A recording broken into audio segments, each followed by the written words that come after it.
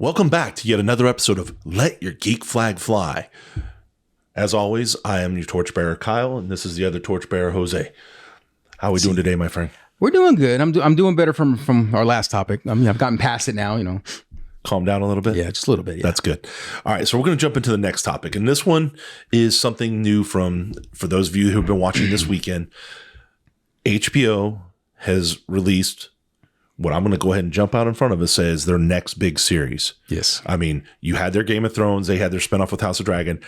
They just released based off of a single episode I'm going to call so far the best video game adaptation to date. All right. So there we are. That's the show we're going to be talking about today. Based off of a video game. I'm going to jump right in and say, dude, tell me what you thought. It's about damn time someone got it right. No, that was my gut reaction. So, Last of Us, we don't need to review it. For people who are fans of the show, most of you are fans of the game, you know where it came from. Now, like I said, the video game was an awesome game. One cool thing about the game is that it already had the storyline was like there. It was like, dude, it's like I'm playing in a movie. These were comments that myself and fans made back then. But as far as what we got with this first episode, and obviously spoilers, so be forewarned. The first episode was a great representation of the game, while at the same time, yes. And I watched it with my son and his girlfriend. We made a night of it, and we watched it. And he's like, "Oh man, they changed it from the game." I'm like, "Which yes, that's going to happen."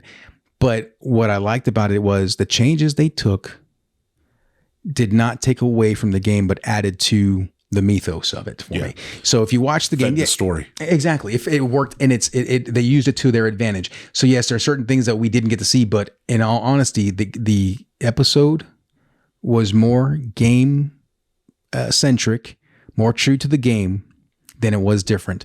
And even when it's differences, the differences added to it, things that we didn't get to see in the game, that, maybe even explanations that weren't given in the game that we now, because we had the time on screen, can be given. I appreciated them. And there were some differences where, and I'm glad they did it, and I'll explain why. So here's one spoiler towards the beginning. So, be forewarned. The escape. Mm-hmm. So they're in the truck. And what I love about it is that they're mimicking the game. So in the game, when you're the character in the truck, you're playing as the daughter at that time, right? Okay, so when you're moving, you have the ability to look around, right? They're simulating that, and then in the show, there's a truck that comes out of the side that nearly hits it. In the game, that truck is what causes the accident, but in this, they didn't do it, which threw everybody off. But then they still had their accident. So it's one of those like, look, we know they did it, but they didn't do it. Exactly. Then they did it. Yeah. But I dug that, and so my son dug it too. Well, we dug it because it was like, look, as fans, we were looking for that to happen. So that when it didn't, it was kind of like, what? And then it still happened, and we still got the same result. It's just those little things of they still want to make it. They new. gamed the fans, man. They gamed the fans. They did. No, they totally did. But I can accept it now. Okay. As someone, I didn't play the game, so you have a difference of perspective here. He was the game player. I was not.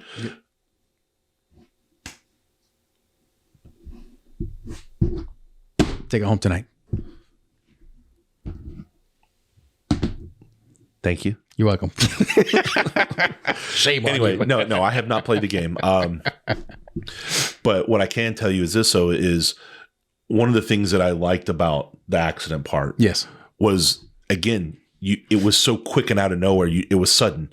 And again, for you, taking your perspective, which is something I've already kind of picked up on and talked to people about, is that, like you said, it's a change from the game. You got the same end result. Mm-hmm. But the fact that it gamed them or you, I should say, the fact that it gamed you guys, it gave you what you were looking for, but you were upset that you didn't get it, only to give it to you. So it's a surprise factor for you too. Very similar to how it would have been for me. Exactly. So again, kudos to them, because that is a heck of a take and exactly. Yeah. One that definitely paid off.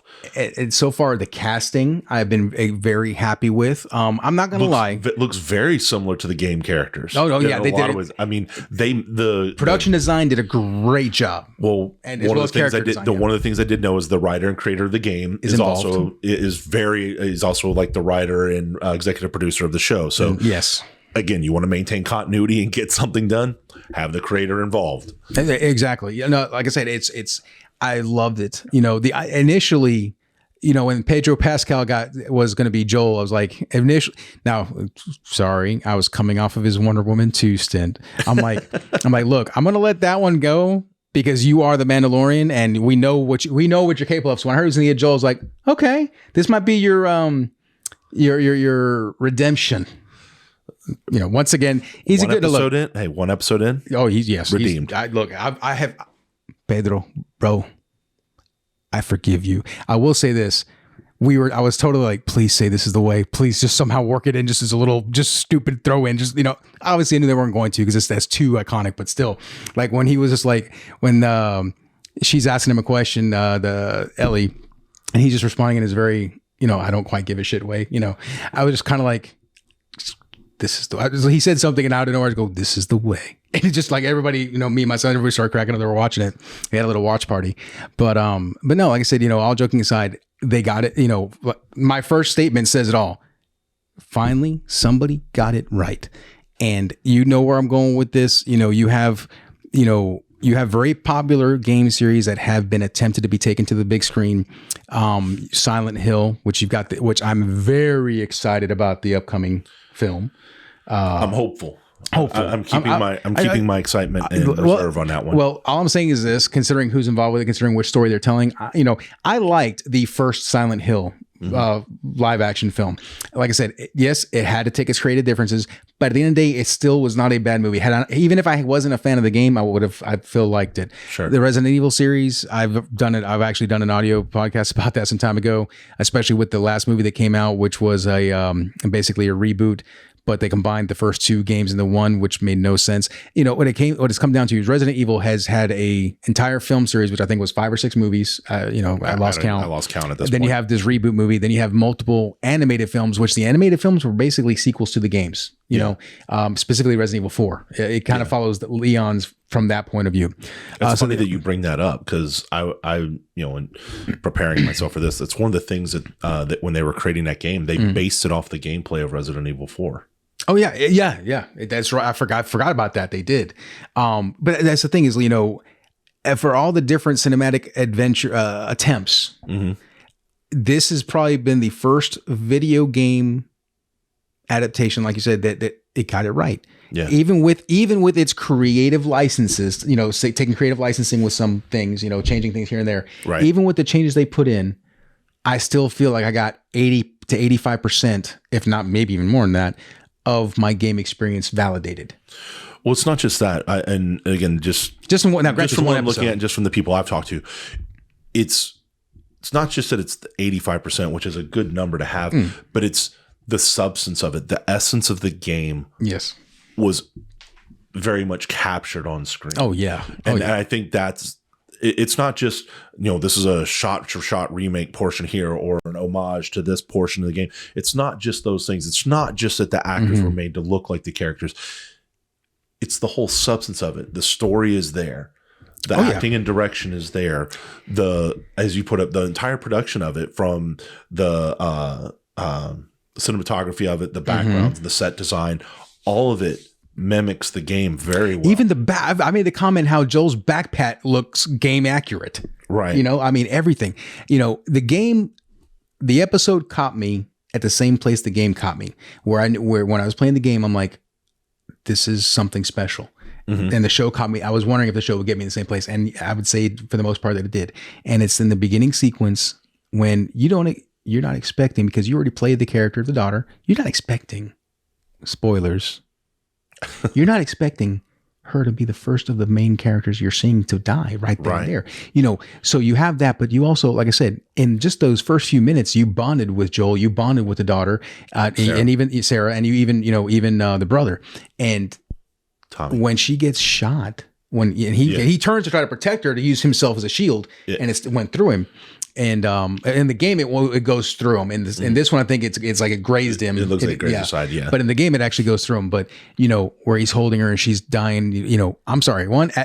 As a dad, the game got me because I didn't expect that. In the video game, I actually teared up because I did not expect a game to get. You didn't know what was coming. Exactly, yeah. And even though in this I knew it was coming, the acting chops of Pedro Pascal and the young lady that played Sarah. Hands off to both of them because they captured Nico Barton, something like that. I can't remember the last name. I know, but beautiful job, and I connected with it, and I was like, okay, when that's the scene I was the most concerned about. Is like, okay, are they going to capture this right? They got it. I'm in. I mean, I'm totally in. And this again, taking the viewpoint of someone who didn't know it was coming because I didn't play the games and I didn't know the full story. I have since educated myself a little bit, but I didn't know it was coming. It didn't catch me off guard. And I think that's just because one thing I can tell you is having watched enough HBO series, especially something that is critically acclaimed, and this had critical acclaim before it even aired, is that a lot of times expect the unexpected. Oh, exactly. Yeah. And so when that happened and like you saw him and as soon as he was it, when Joel first calls out for her yes, and she doesn't respond right away, I said, oh, she got hit. Like it hit me right away. Before you saw it, before you knew it was coming, I was like, oh, that's what they're doing. So I was able to pick up on that really quick, which again, to me, is an ode to the filmmaking right there because you're paying off what you're setting up. No, you're even something as quick payoff as that. You're still like, as a viewer, I was invested. I was involved right from the jump. And I got the payoff that I was expecting, and I went, "Ooh, that's good." Yeah, and for definitely. The same reasons that you're talking about, because here's somebody, even in I'm going to come back to this, I'm sure, but you'll become invested in the character of Sarah right from the jump. She is one of your main characters, and the person who you're taking the viewpoint from. Exactly, she's your main POV. And then to have her die in the first act. Oh yeah. And see, I'm happy you're getting on this because, like he said, even though I gave him a little smack on the hand, you're getting both points of view here. You're getting a game fan's reaction and you're getting not that he's not a game fan, he just hadn't played it, but you're getting the non-game background fan and the game background fan's point of view. And the thing is that that's one of the major points is it doesn't require you to have played the game. No, not at all. To enjoy what you're getting. No. And that's one of the things they set up. I told you I was going to get back to this. One of my biggest critiques of the show, if I was going to, is I understood why they did it because I felt that the beginning was a very big, long setup to get you to where you were going. And to me, it was almost too long for a cinematic storytelling.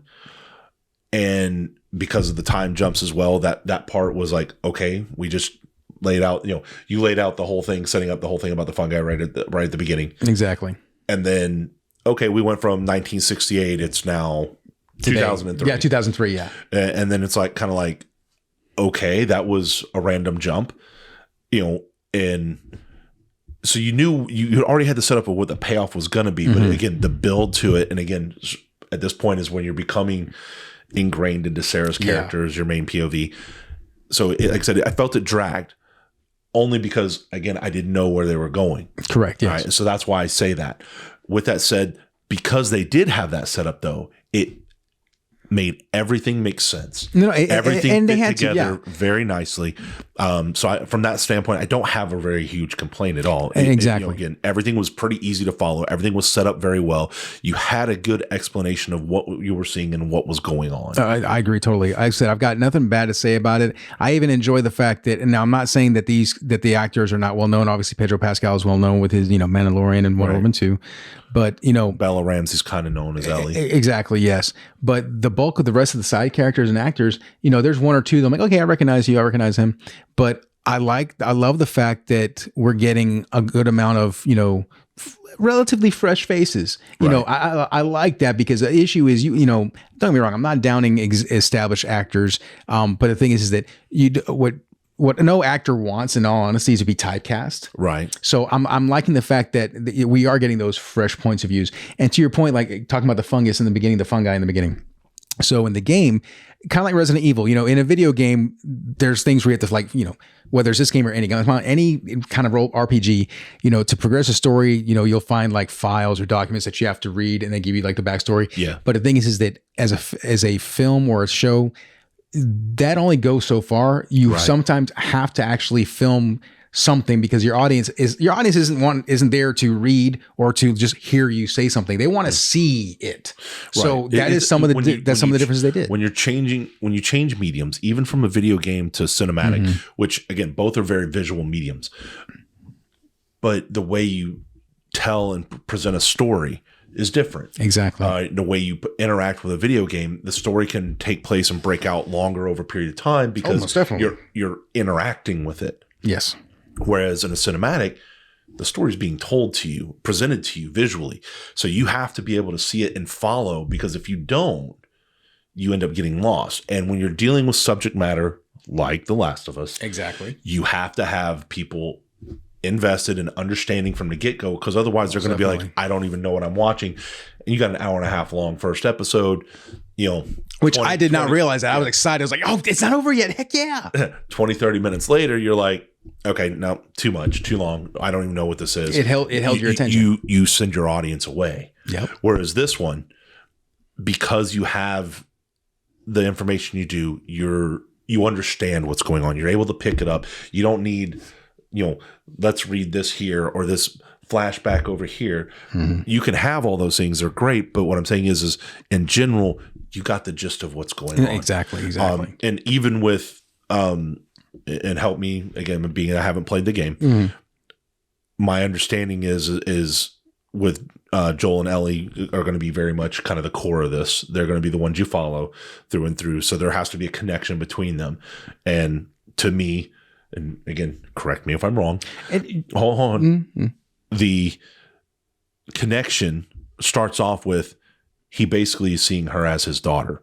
Oh, definitely. Right. And that's why he, attacked the guard, went nuts because he was. I was about to go right there. Flashback scene. Yes. That's what they're setting up. They're setting up as he's taking her, protecting her as if it was his daughter. Exactly. And like you said, you brought up exactly what I was going to bring up, the scene where it's Ellie in the hallway and he just has that little glimpse, right? And he goes apeshit on the guard, because in that moment for him, as a take it out of the fact that it's a movie character, it's a game character, as a father, yes, getting a second chance, and Andrew Garfield, Spider-Man No Way Home, getting the chance to save MJ where he couldn't save Gwen. Same thing, Joel getting the chance to save Ellie, or rather, maybe not so much save her, but take his aggression out on the guard as someone he saw as someone who tried to kill her. He was able to stop and protect her the way he couldn't do his daughter. Exactly.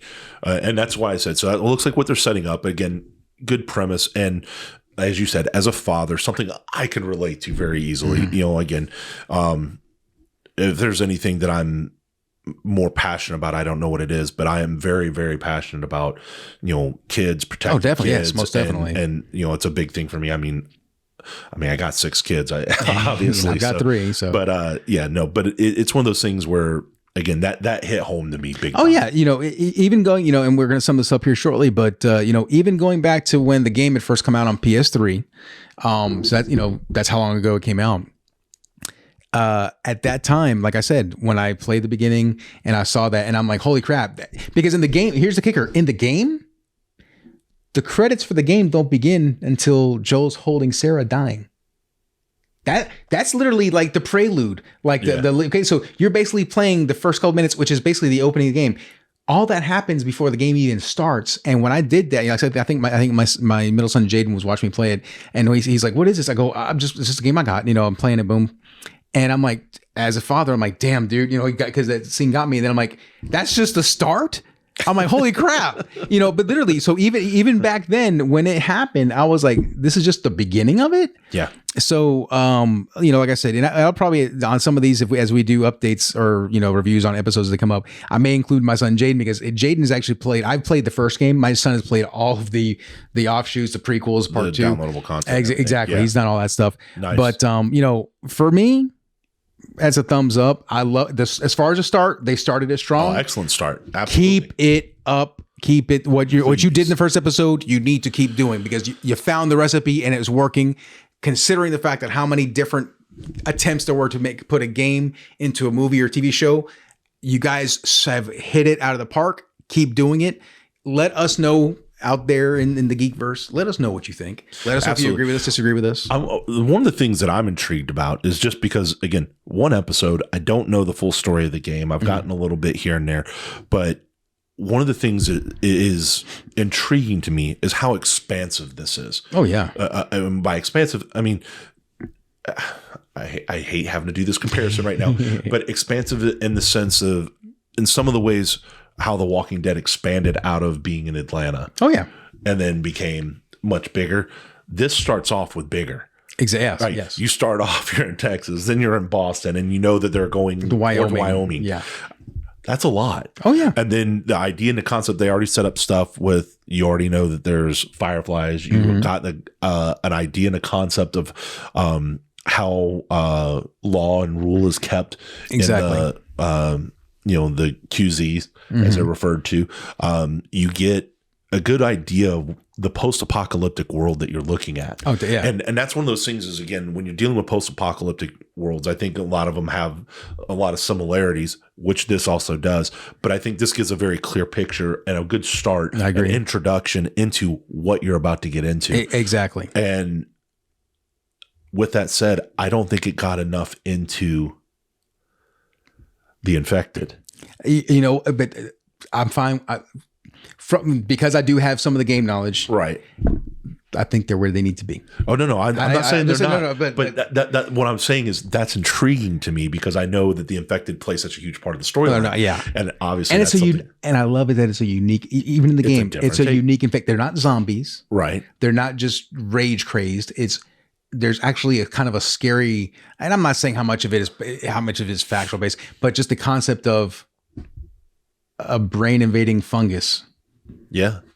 It's simple, but damn, it works, Oh, yeah. No. And again, they set that up. And that's the part that's intriguing to me is we haven't even really scratched the surface. Oh, I love it. That's something and I'm just kind of like, ooh, how far is this going to go? And they've given you little things here. It's like, what is that? What am I looking at? What just happened? Yeah, exactly. Like the one that was on the wall when they were going down in the basement. And they're like, obviously it's been here for a minute. I'm sitting here going, okay. As somebody who doesn't know where that's going, I'm going, exactly. Yeah. All right. What am I looking at?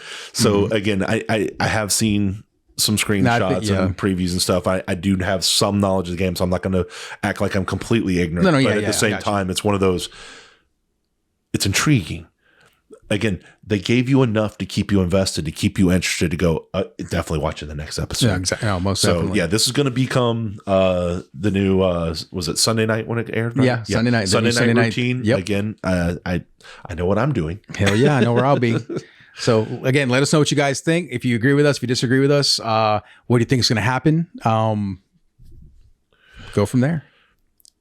The biggest thing I want to know is, again, do you agree with us in the terms of, was this a great adaptation, a great start to what could be the next big hit TV series? That is the question. And the reason I say that is because I don't ever like saying this is the next insert name. HBO made Game of Thrones, which transcended television at the time. Yes. And I'm not trying to get into how it ended, but it transcended television at the time. This has that feel to it. I agree. And what Game of Thrones did for fantasy fiction and novels and making other series like that hit, could this do the same for the video game genres and for bringing video game adaptations up to where they should be for the cinematic screenings? Awesome question. Let us know what you think. Hit us up. So, no, like I said, It was freaking awesome. I'm sorry. I got nothing but positive things to say about it. Like I said, even the negative that I found about it wasn't really negative. It was just kind of like, oh, they could do that better. But it wasn't to the point that it's not even, for me, it wasn't even worth mentioning. It's like, that's fine. You know, when your negatives are that nitpicky, you're going, I'm just going to pick apart this little tiny. You got something good on your hands. No, exactly. Because you're having to look for something. And again, I give them all the credit. By having the original creator and writer as heavily involved with the show, you should have a much more seamless transition in the adaptation. And again, as long as that creator knows their control and the power they have, especially as being an executive producer, man, wield it, don't let it go. No, exactly. It looks like you have a great grasp on it so far, but you know, again, I'm in. As far as the game is concerned, I will not be taking that because I don't have any more consoles.